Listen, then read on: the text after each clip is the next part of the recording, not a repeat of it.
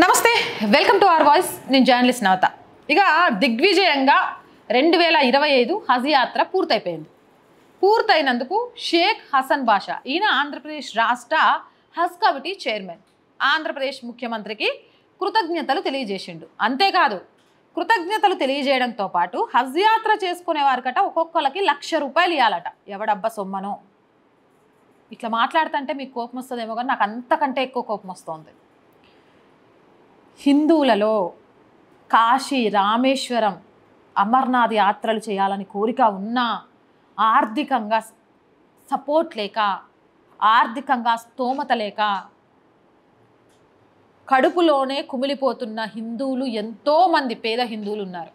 ఈరోజు ఒక్క మసీదును కూడా ప్రభుత్వం తన ఆధీనంలోకి తీసుకురాలేకపోయింది. అంతెందుకు, తెలంగాణలో ఒక ఆలయానికి సంబంధించి ఘాట్ రోడ్ వేయాలంటే ఇంచు జాగా వదలడానికి ఈ ముస్లిమ్స్కి సంబంధించిన వర్క్ అడ్డు చెప్పింది.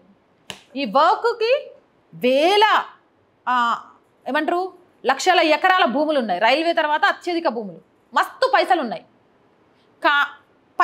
వీళ్ళు హజ్ యాత్ర కోసం ఖర్చు పెట్టారు. వీళ్ళ మసీదుల మీద ప్రభుత్వాలకు ఎలాంటి నియంత్రణ ఉండదు. మళ్ళీ వాటికి సబ్సిడీలు ఇస్తారు, అవి కట్టుకోవడానికి ప్లేసులు ఇస్తారు. కానీ హిందువులు ఏం పాపం చేసిరో తెలియదు. హిందువుల ఆలయాలన్నీ ప్రభుత్వం కంట్రోల్లోనే ఉంటాయి. హిందువుల ఆలయ డబ్బులన్నీ గవర్నమెంట్లు విచ్చలవిడిగా వాడుకుంటాయి.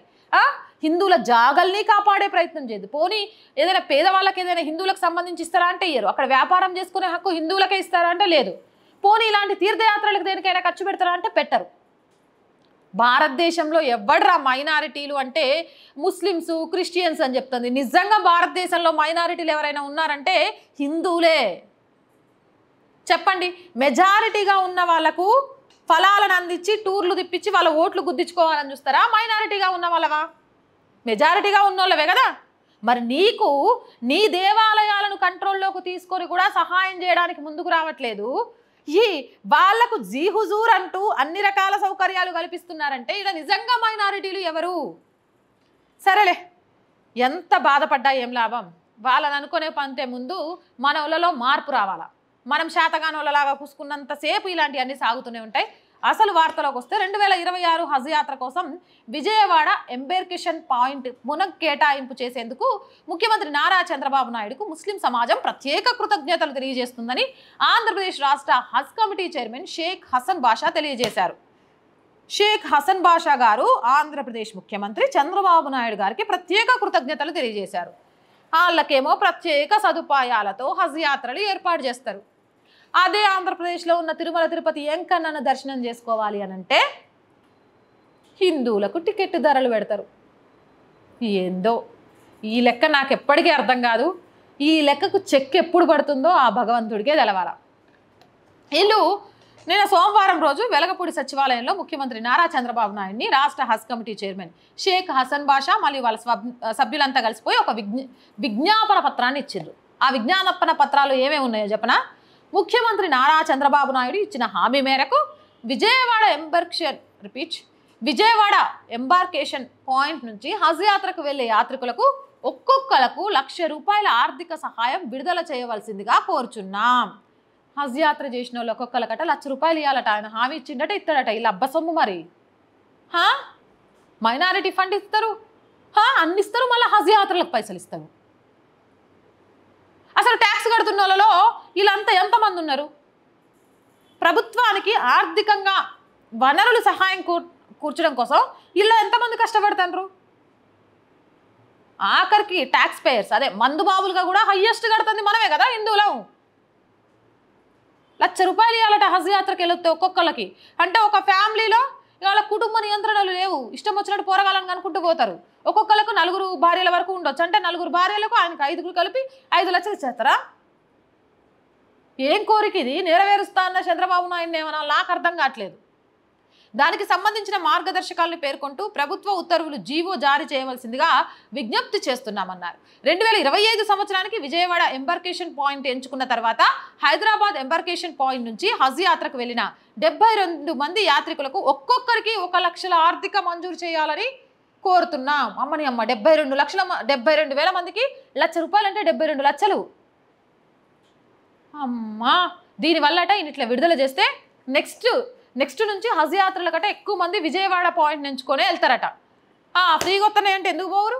పుక్కాటికి కదా, ₹1,00,000 ఇస్తానంటే అందరూ ఆ పాయింటే ఎంచుకుంటారు, పోతారు.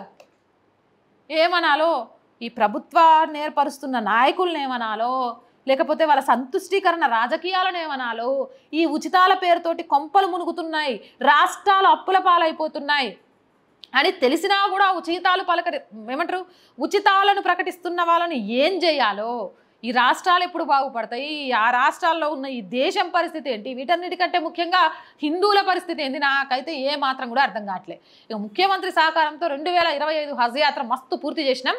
ఇందుకు ముఖ్యమంత్రికి రాష్ట్ర ముస్లిం సమాజం కృతజ్ఞతలు తెలియజేస్తుంది. 2025 సంవత్సరానికి రాష్ట్రం నుంచి మొత్తం 1618 మంది హజ్ యాత్రకు వెళ్ళగా రాష్ట్ర ప్రభుత్వం చేసిన విస్తృత ఏర్పాట్లతో వారి యాత్ర ఆధ్యాత్మికంగా సంతృప్తికరంగా సాగిందన్నారు.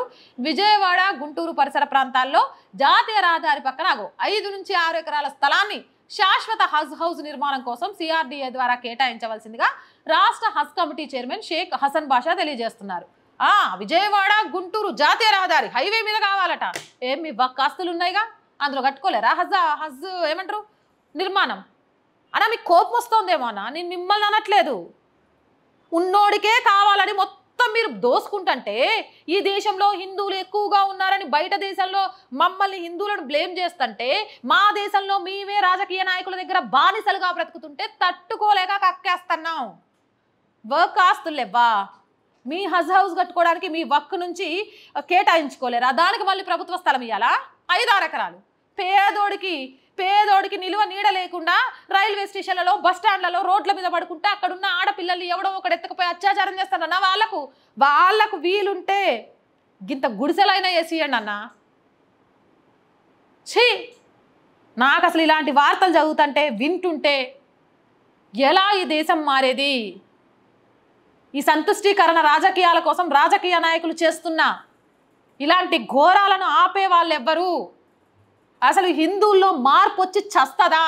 ఇవన్నీ జరుగుతున్నా ఇంట్లో కూర్చొని వార్తలు వినుకుంటూ ఉండుడే తప్ప బయటకు వచ్చి వాళ్ళకు హజ్ యాత్రకి ఇస్తున్నప్పుడు మాది దేవాదాయ ధర్మాదాయ శాఖ అని ఆదాయాల డబ్బులన్నీ మీరే తీసుకుంటారు, బరాబర్ మమ్మల్ని కూడా కాశీ రామేశ్వరం పంపియండి అని నిరసనలు తెలియజేస్తూ ప్రభుత్వాన్ని ఉక్కిరి బిక్కిరి చేసే రోజు ఎప్పుడు వస్తుంది?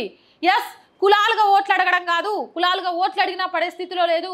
హిందువులు మారిపోయారు కాబట్టి హిందువులకు ఏదైనా చేయాలనే ఆలోచన వచ్చే విధంగా రాజకీయ నాయకుల్లో మార్పు రావడానికి హిందువులు ఎప్పుడు మారుతారు? అవన్నీ ఎప్పుడు జరుగుతాయి? గొంతు చించుకొని నరవడం తప్ప నాకైతే అస్సలు నచ్చలే.